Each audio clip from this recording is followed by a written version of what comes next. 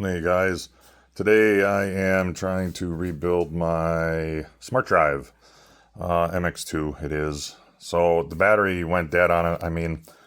I I don't even think it was used for more than 2 years and it just puked on me. So anyway, was online looking at everything, and there was another gentleman that had done this himself, and he's the one that I got the replacement battery numbers off of and ordered that up.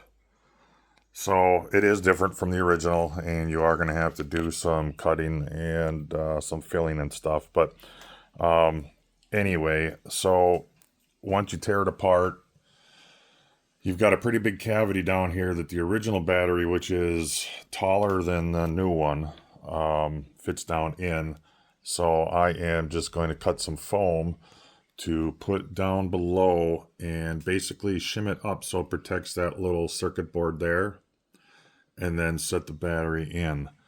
As far as wiring goes, it's honestly pretty simple. So once you take the circuit board off, which I've done and unhooked it, so you're left with your power wires coming out of your your old battery. I'm sorry. So you have your power ground here, and then you have these four wires here. So what I think these four wires for is just for battery maintenance, letting you know if the battery's bad, just kind of a safety for the battery.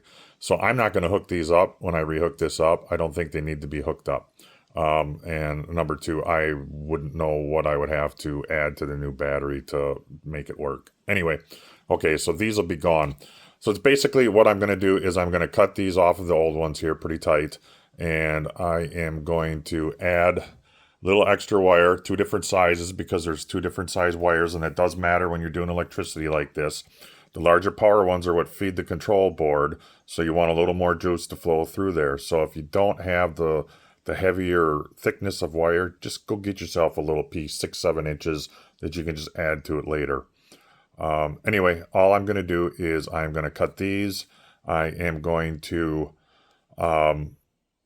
I was going to solder them, but I'm not now. Now I'm just going to use the little wire nuts out of here. And I'm going to wire nut these together. And then I'm going to cut the end off of here. And then I'm going to hook the red and the blacks to the corresponding red and black on here.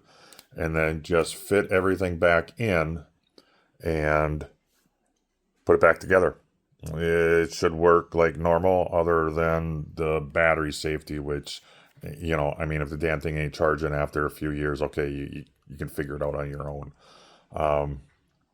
Yeah, that should be it. The only other thing is that the little speaker that they have mounted to this, that's on the side, what the other gentleman did was between the pieces of foam that he had put down in here and back over in here to keep the battery up where it should be, he mounted it right down here, and that's what I'm going to do. I'm just going to put it down there. You'll still be able to hear it the same as you would any other way it's mounted.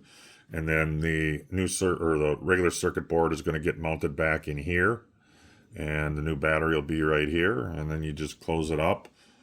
Make sure you got a good seal, and the little O-ring seal. Well, I shouldn't say O-ring, but anyway, the rubber gasket isn't damaged, and put it back together. So I am going to work on doing this, and I will add to the video when I'm done.